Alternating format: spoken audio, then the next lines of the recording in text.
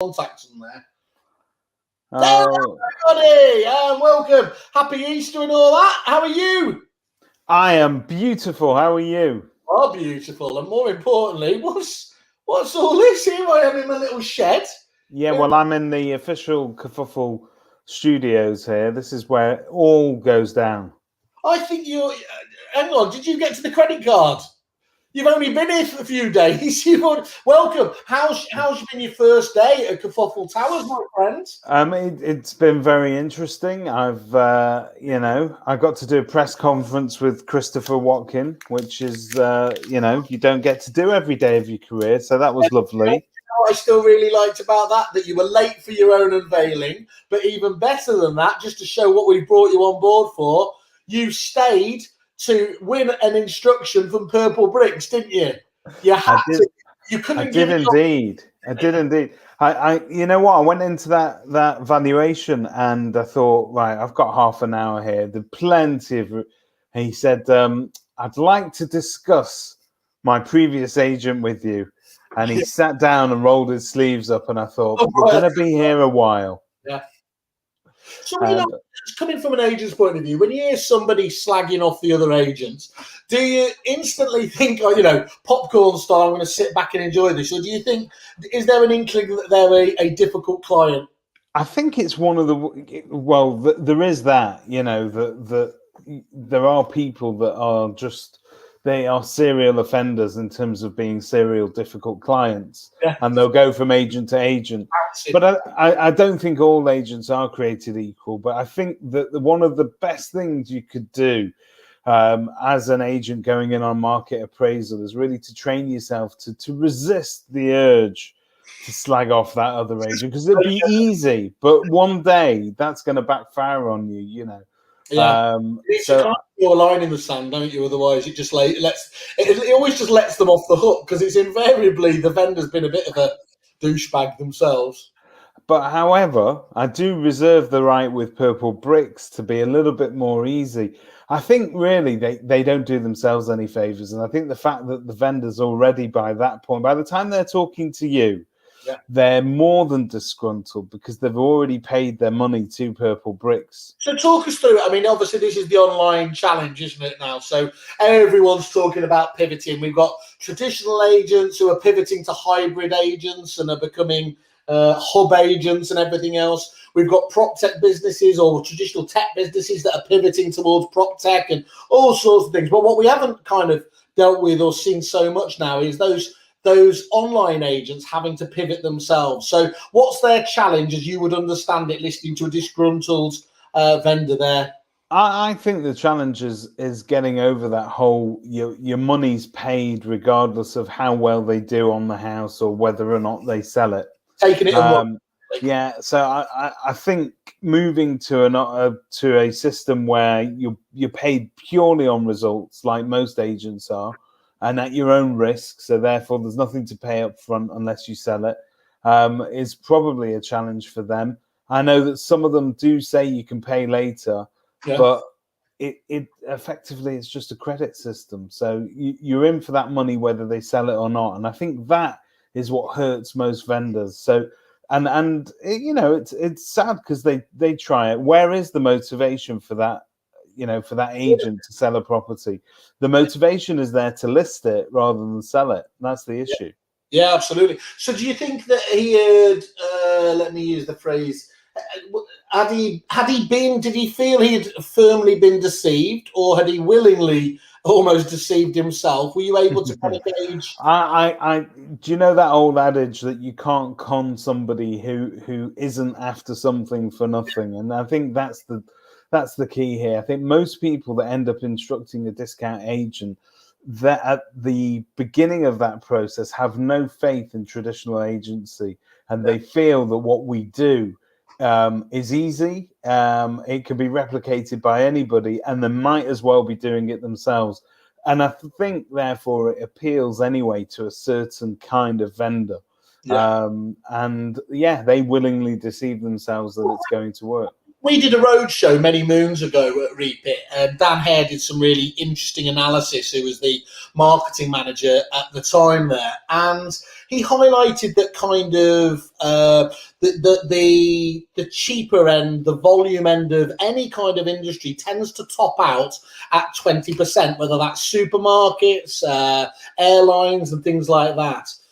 Famously, it's never really gone above 8 or 9%. Is it online agents? And isn't it? I think it's shrunk back to about 5 or 6% now.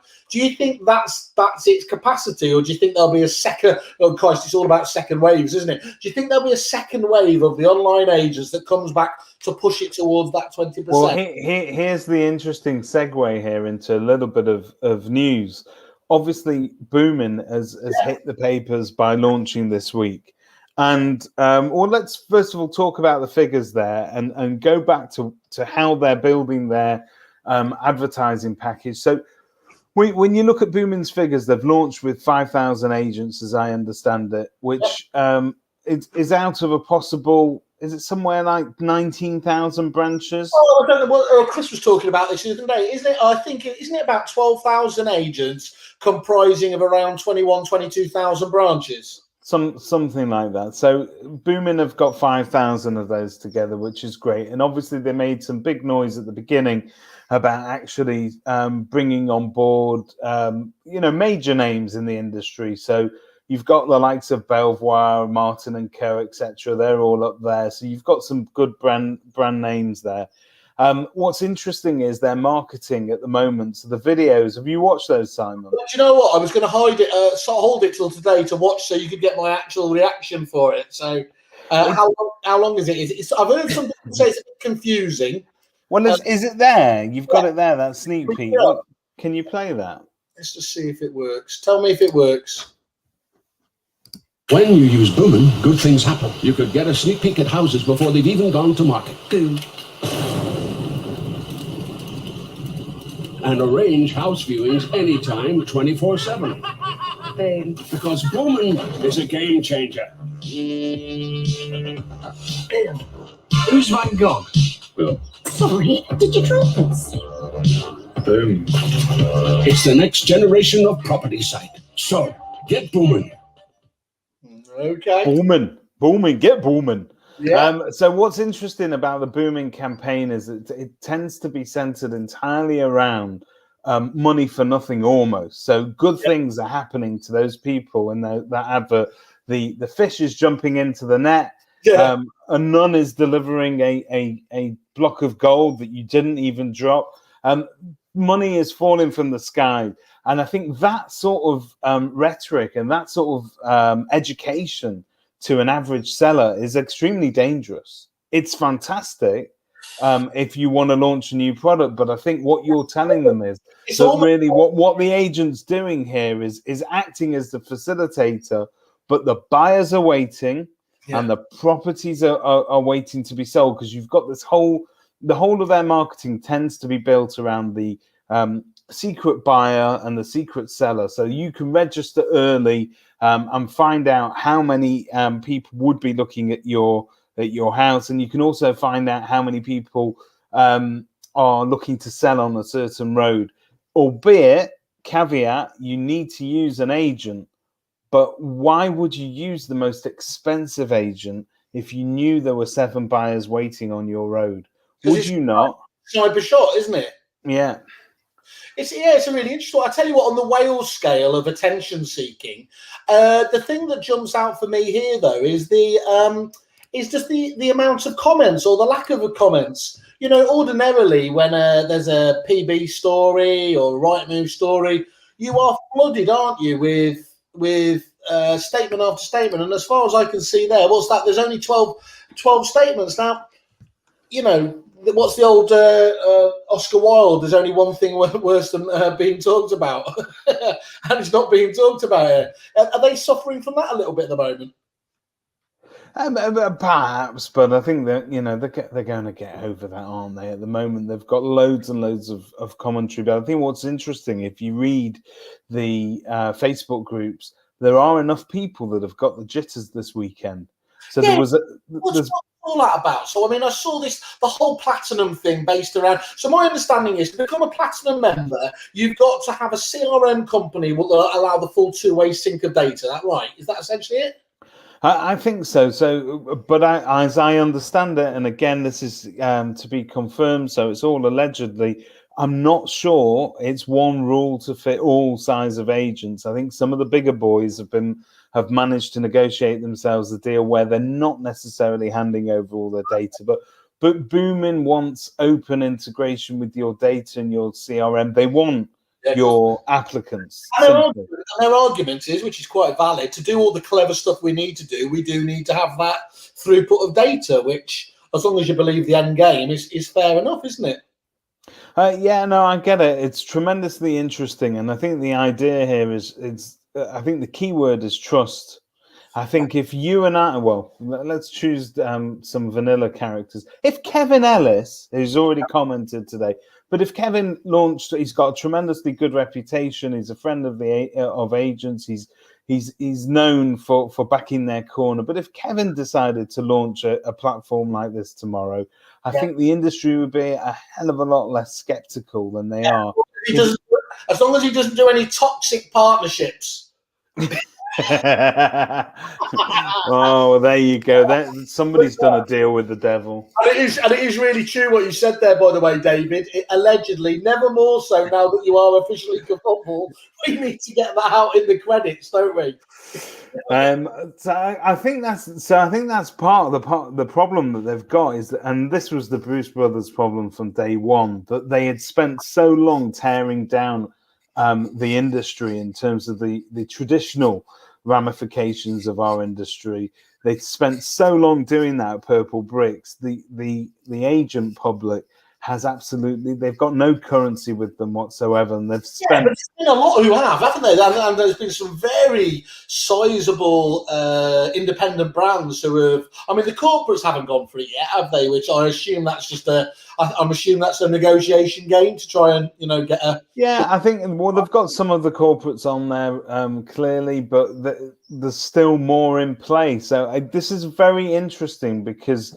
A lot of agents this weekend, and this is what we were talking about. If you read the Facebook forums and you read the comments being made by agents, not every agent was able to go live last week on the day. Certain CRM companies are still playing catch up. Yeah. So this week is when most of those were meant to go live, and some of them are pulling their listings because they are not confident that this system is in their favor.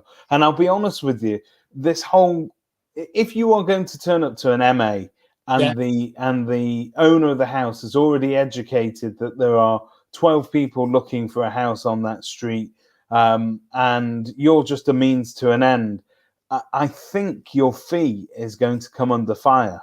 I've heard that.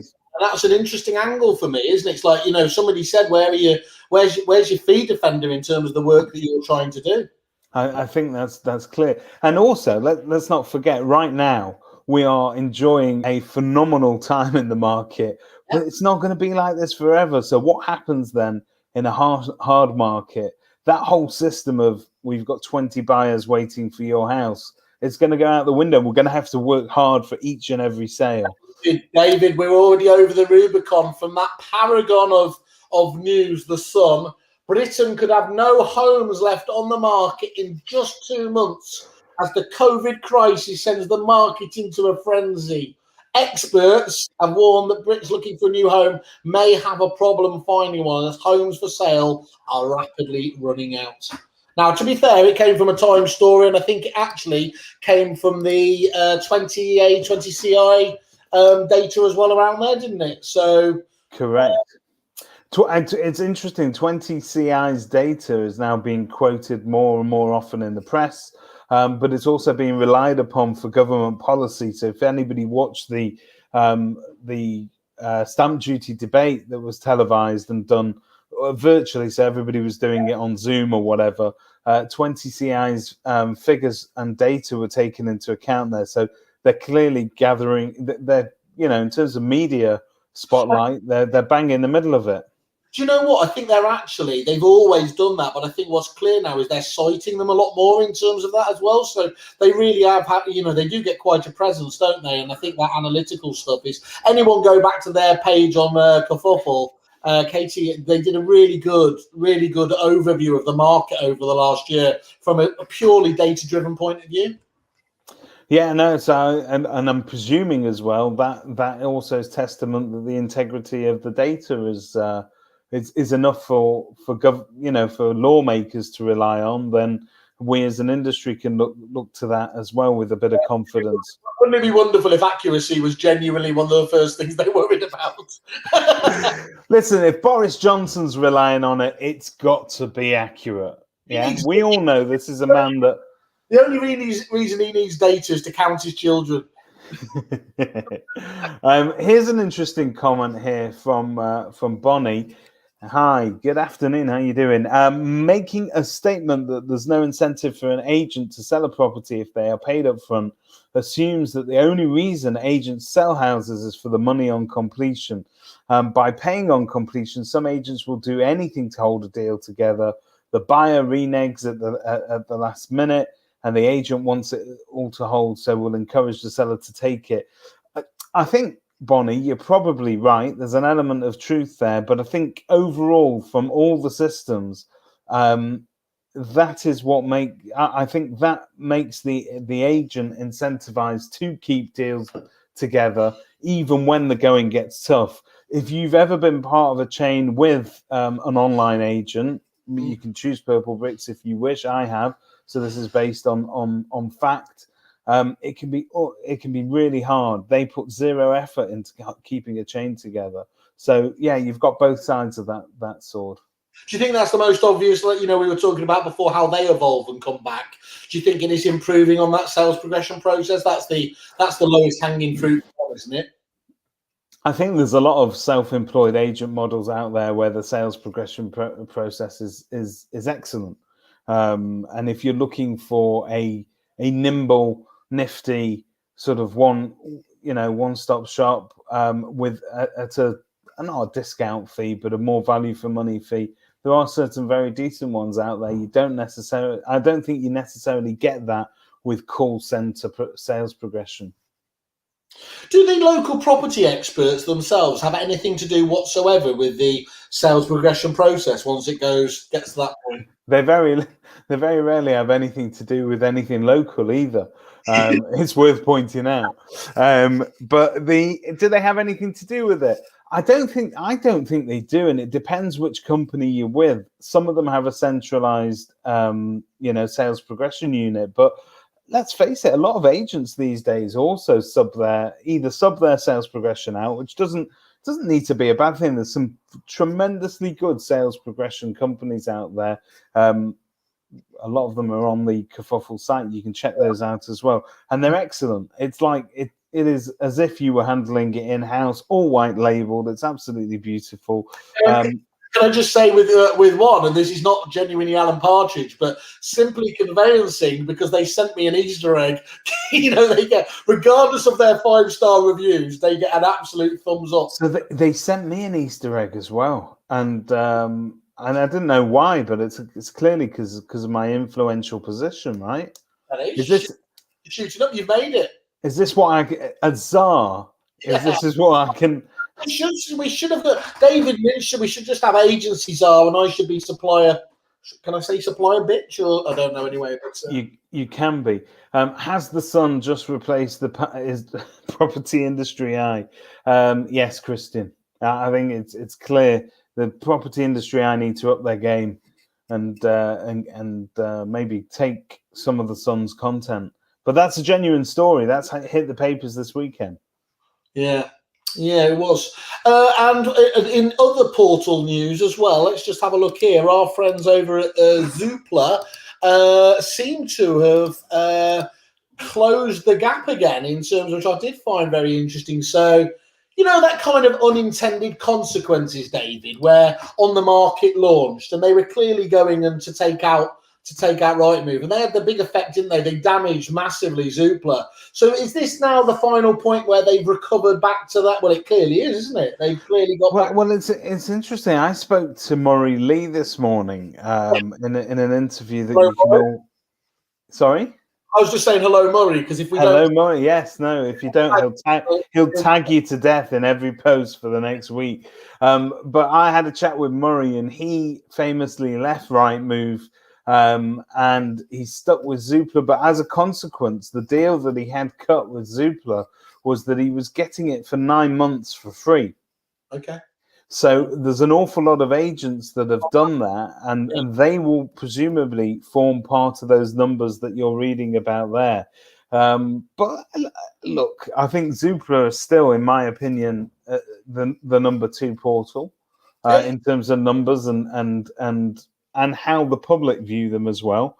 I think On the Market has failed to crack public to gain public support. I think is the truth.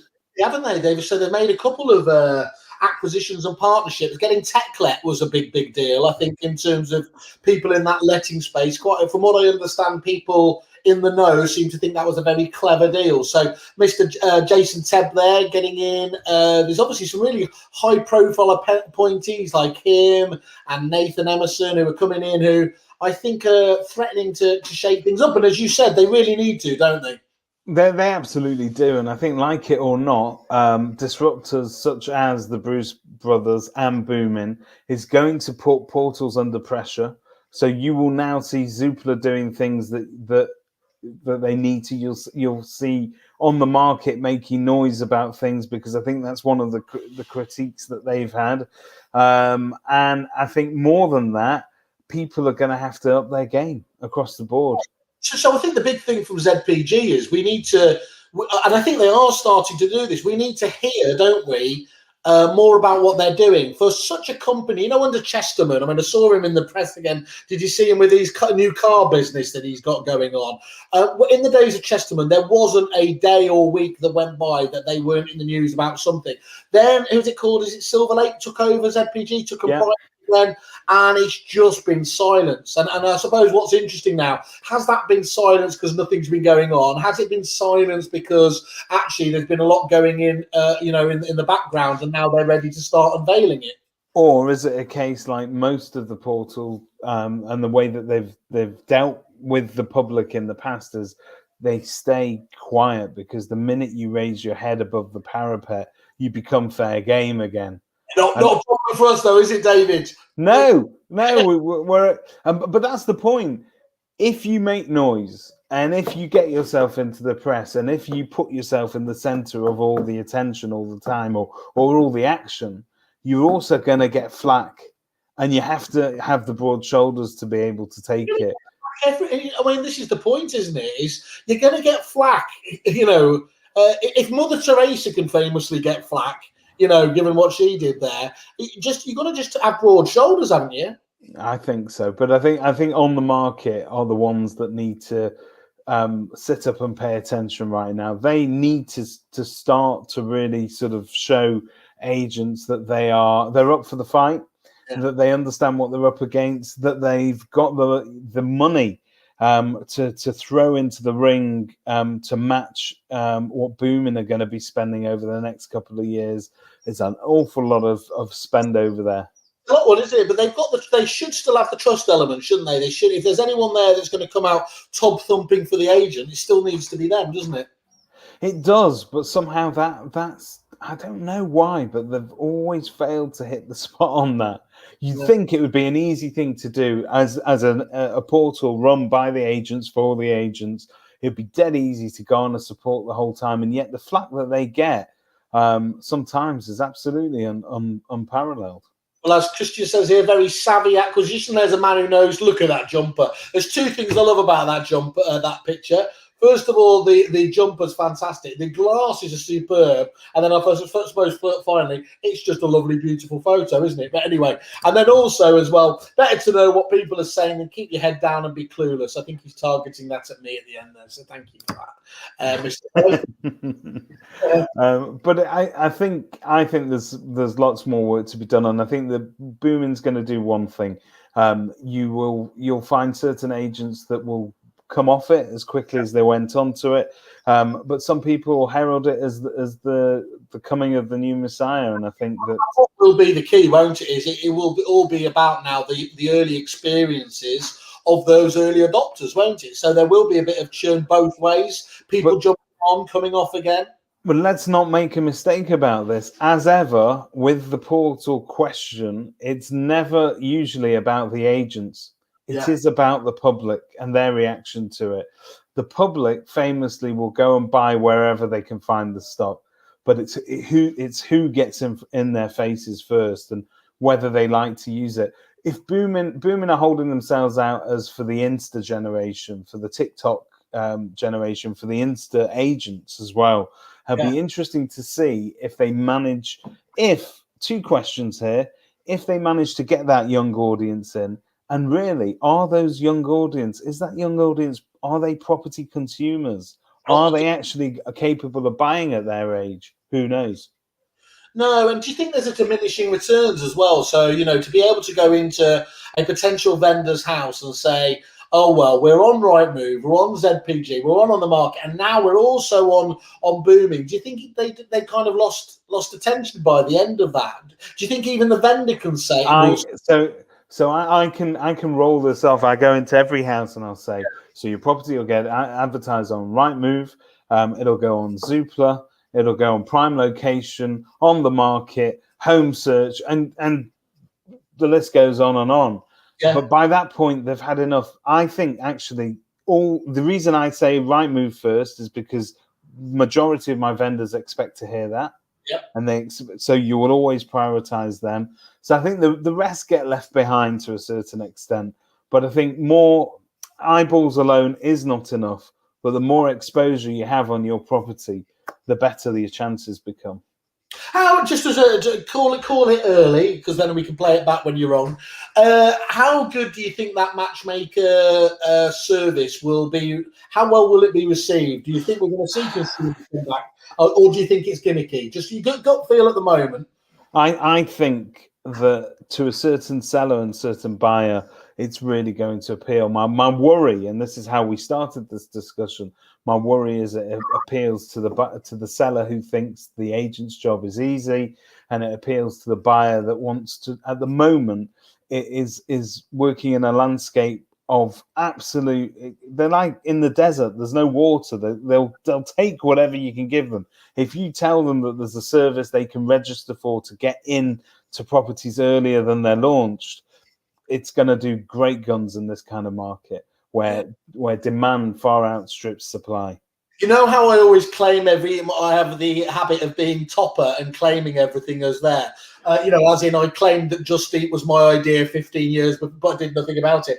I spec'd this out 9 years ago. Here's the irony, of course, is Matchmaker was my old software that Connells and many top agents used to use, but the actual functionality in terms of that targeted approach was something we spec'd out for what we called our property trackers that we had, which was the online trackers. So I am fascinated to see. I agree with you. I think done right, it could be really, really powerful. Should I tell you the one bit of it that I absolutely love? And I've been again, just like you, I invented this years ago. But we'll be talking about lastminute.com have used this for years. They've got what's known as a secret hotel. You go on their site, you aren't meant to be able to work out what it is, but you're guaranteed it's great value for money. But there are ways, obviously, of figuring it out. But Rightmove has stopped. By putting the description into Google, basically. Yeah, basically, yeah, and finding out where it is. But Rightmove and all the other portals have quite rightly stopped agents from being able to do that, because the idea is that agents with no stock could say, okay, we've got a possible house here, and they're just using it as clickbait.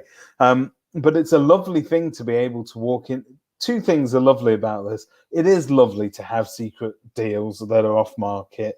That's lovely to be able to do that, but you're not always going to be able to. In such an active market, you'd argue that the vendor's best interest is actually putting it on the open market and achieving the best price possible in front of the widest possible audience. But also from the buyer's point of view, it's a no-brainer. I think they'll love it. Yeah, great. And here we are, Mr. Wilson, Mr. PropTech and Mr. Agency himself. Again, one of these who spans the divide. Has anyone used the Booming site yet? Can you do a user review for next week? I've tried, but maybe because news seems too complicated to navigate around. That's an interesting one. Maybe we should do that. Jump in and ask a few people, shouldn't we? And the question is actually, Graham, if we were to ask 10 people to use it over the next week, are they going to find enough stock over enough of the country? Is there going to be enough coverage to actually give it traction at this stage? Or are we really talking too early? There's 5,000 agents with a large concentration of them in London.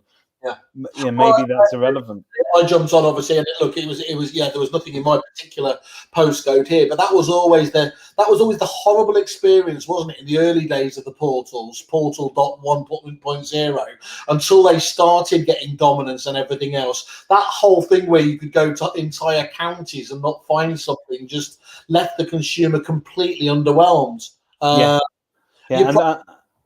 And that was the when before Zoopla was Zoopla and they were Find a Property. Find a Property was amazing in London, in London and the south, superb portal, but in the north nobody had heard of it, and so there was a lag, wasn't there? At least a 3 to 5 year lag before it really sort of came into its own right. So this is really interesting. Yeah, can't wait to see that as well. So yes, okay. So what else have we got here? What other stories have you got for us? Actually, we did show that one earlier. Can I just be a bit navel gazing, because I think Kev was on there. We did show that before. I was really pleased this week. We did a lovely tie-up with Kev Ellis. Very exciting there. So we've teamed up essentially to help power their marketplace for their members. So we'll be talking to the Land and New Homes membership over the coming weeks, basically, to talk to them about how we can help them out. So that's very exciting from our point of view. We're like-minded in terms of what we're trying to achieve. So hopefully we'll see more of these kind of deals. Fantastic. He's extremely well respected as Kevin by the agents that have interacted with him and used him before. And just some stellar results. I mean, the Matt Nichols and Pygats and people like that. There are really some incredible business out there. If you throw in, what I like about his evolving service is that, yes, they've got the people like Matt Nichol who go out there and do, who do it all themselves. But Kev is now able to also, for those agents that are just too busy, too many spinning plates, they can do a huge part of the process themselves. So it's really horses for courses, which is a fantastic angle.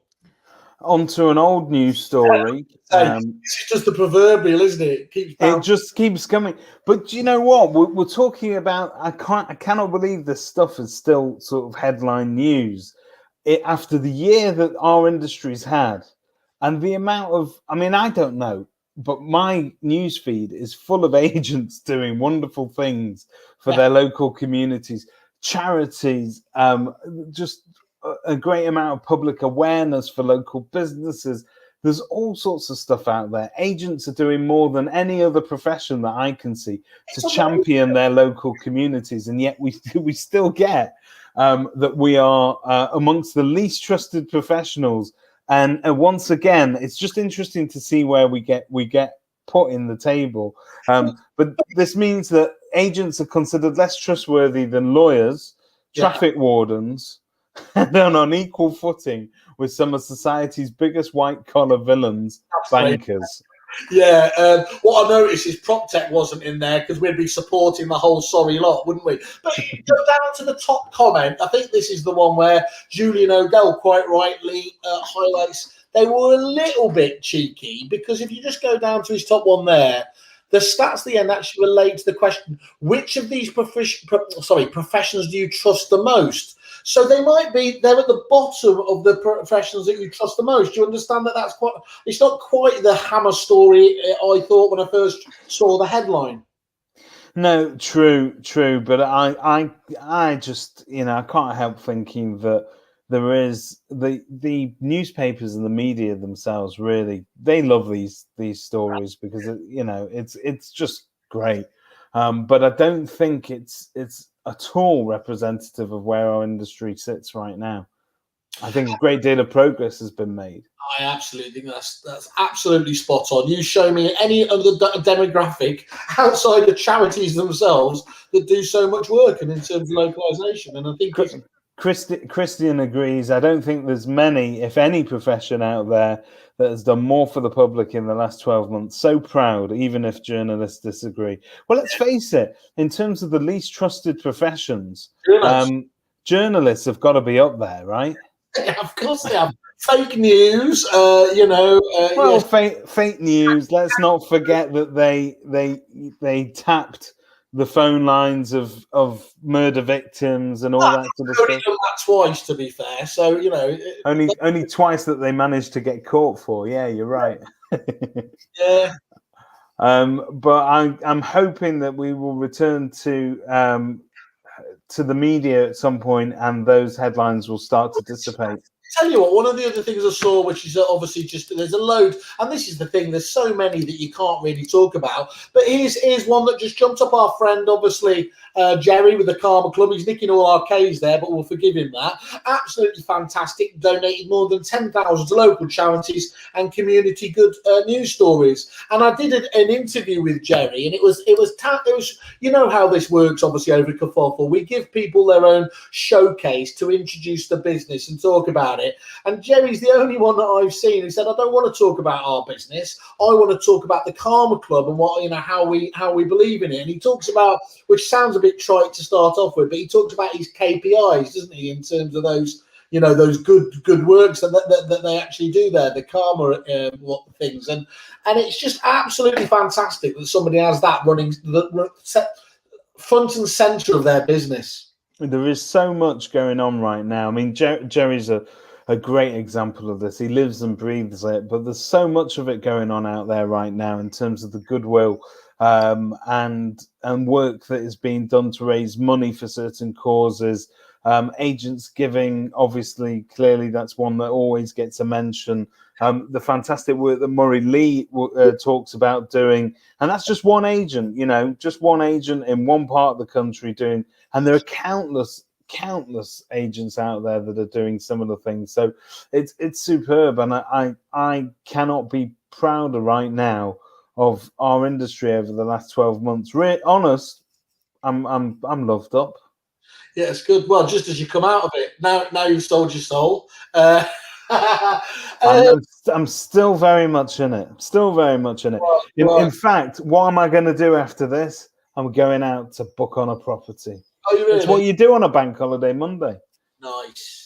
Love it. Absolutely love it. And look, we should talk about this. Obviously, we are very excited to have you on board. It's obviously been a long time.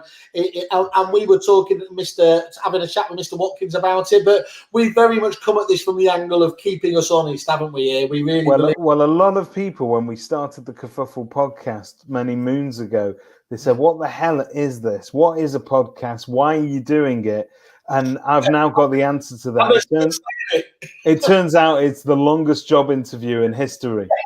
Yeah, it's true enough. And they still say those same things. I bet it's very exciting. I think, for us to be able to look at the stories in the right way and get your obviously expert on the inside view of things is fantastic. I've been loving your little book of prop decks as well, and I know we've got some great ideas. I was going to ask you what you got on this week, but technically I should know that, shouldn't I? You can look at my diary now. So it's interesting this week. Obviously, you've got regular estate agency stuff, but in terms of on the Kerfuffle sphere, I am going to be talking to Amy Shields from Sprift. Lovely, great. She was nominated to our latest bit of fun is Agree or Disagree, the game show with the property opinions. I'm really loving that at the moment. Can I just ask you to cheer the fuck up a little bit when you deliver the actual thing? No, it's meant to be delivered like that. I'm not allowed to lead them one way or the other. I've got to stay impartial. So I do this whole agree or disagree. Simon Whale doesn't need drugs to have a fun time. That's outrageous. What, in the day or yeah? Oh, So I'm going to be talking to Amy from Sprift. I'm also going to be talking to Tom McGee. I've already spoken to Murray Lee. There, David. Yeah. Amy from Sprift. Make sure you point out they have just rocketed up when we do our stats each month, and Sprift have been the most searched for business in the last month on the entire platform, and it shows to me again. It shows they're really in the. There's a lot going on at Sprift, and I've got to say, in terms of how impressed I am as an agent, I used their product when it was in sort of beta testing. Yeah. And I you know this because you introduced me to it originally. I sort of gave up on it very early. I then came back to it probably about 12 months later. It's night and day. It is so much more advanced than it used to be. It's an incredible product and it's worth looking at. And of course, I think they've got a Kerfuffle deal on where you're getting two months free, if I'm not mistaken. Perfect, yeah, really, really good way of getting to find out. Throwing a bit of just an extra assist there. I mean, and obviously, if you're looking for stock at the moment, as well as everything else, you need everything you can throw at this. So why not give that? What did it say? 2 months free, and it's 2 months before the sun said we're running out of properties. So there you go. It's come at the perfect time, guys. Get prospecting. If the sun say we're. And you got Tom McGee, obviously fantastic again. Got Tom McGee again. I'm going to be releasing the long form interview with Zoe later on today. Some really interesting stuff there. We talk about women in the industry. We talk about all sorts of different stuff. She's got a very, very interesting backstory. And we cover we put it all to bed. It's all there. I talk to Zoe all the time, but I'm always talking about myself. So I will watch that to learn a bit more about it. So I love Zoe. Obviously, she's fantastic. I did an agree or disagree with Murray Lee this morning, and all the answers were exactly as you would expect. Agree or disagree. Estate agency is a young man's game. Disagree. Basically, as long as everything was agreeing with Murray, you were okay. Do you know what's great about Murray is that he's been at it for 48 years. He's been at it for so long that he's seen the industry go through many different cycles. Yeah. So it's interesting to get. Now he considers himself a very poor adopter of prop tech. Yet when you drill down into it, every agent uses more prop tech than they think. Yeah. Like that whole advertising campaign HMV used to do years ago. More crowded house songs than you think, or whatever it might have been. It's exactly like that with prop tech. Isn't that the case? When I always talk about this, that when we ask agents to estimate how many suppliers they have, and they say 13 on average, and then they list them out in the next question, and they underestimate it by 50% as a minimum normally. Yeah. Everything that we do and all, we were talking about Jerry there. Jerry's a content writer. Now, it's probably not the first thing you think of when you think about prop tech, but really it starts to encompass other parts of what we do. It's any kind of tool that comes out of that kit that you use on a daily basis to do your job. So it's really interesting. So that will be coming out a bit later this week. Yeah, so lots going on. Well, can I just ask you to keep your eye out? We're going to be posting up. I did an interview with Roby.ai, and I'm going to post their landing page into the things there. That's going to be coming out, and what they are, and I'm a sucker for AI. It's AI in the world of images. I mean, obviously, agents' biggest marketing currency, isn't it? And they're able to do stuff with that AI so that they can tell just by, using AI to look at the photos to tell what type of property is, what the style is. They can do things like, in terms of, if you particularly, I use the really shit example of, I love monkey puzzle trees. So if you uploaded a monkey puzzle tree and said, show me houses like this, it could search against either on a portal or against the agent's own database, any other properties. So imagine that as the matchmaking service you were talking about there. Can you do that with Pornhub? I'm just asking for a friend, So, for instance, if I were to upload a picture of my wife, Why would you want to? The Let's fun's searching. Well, but that is really interesting because I think that's being able to search by image is something that Google have been trying to sort of pioneer for ages, but it's tremendously hit or miss. I wonder if they can get this right. That would be superb. The thing that I love about it is this isn't the sort of jetpack shit that we're always waiting for years to come. This is being used in e-commerce all over the place, anywhere else. But actually, us, famously waiting for some things behind the curve here. But we're as an industry, images is our, as I said at the beginning, is our main currency, isn't it? So you've got this. If you talk about the way Josh Fegan or Stephen Brown talks about your database as being gold dust. This is tapping into that from an image point of view. It's amazing. Genuinely, is really, really incredible. I'm looking forward to that. When's that hitting the airwaves? I've got to just make sure that I've done the editing on it or forwarded it onto our Jodie who does it for us. So I don't know. It'll be posted this week, but it's fantastic anyway. Looking forward to that. No, there's looking at what's going on behind the scenes at Kerfuffle a little bit more. It's exciting times. I told you we were doing some good stuff. That was it. And now you've signed up for your 5-year golden handcuffs deal. You can't get out. I always thought you just spent most of your day doing colouring in, but clearly it's not. Yeah. Right. I think all that leaves us to wish all our estate agent friends a wonderfully short week because starting on a Tuesday. It's been a lovely extended bank holiday weekend. Hope you're all recharged and ready to hit the market. And remember, you've only got 2 months to sell every house you can get your hand to the end of the year. Final thing as well, David. For all your chocolate egg needs and conveyancing, Simply Conveyancing are the only choice. Did you get a Thornton's one? I don't know. I will update you on that. It's just chocolatey. That's all I saw. Well, no. Do you know what? It matters. It matters. You said you got. I got Thornton's one. Oh, please say mine's. Please say mine's better. And mine's Hotel Chocolat. Okay. Enjoy. Have a great week, everybody. Everyone.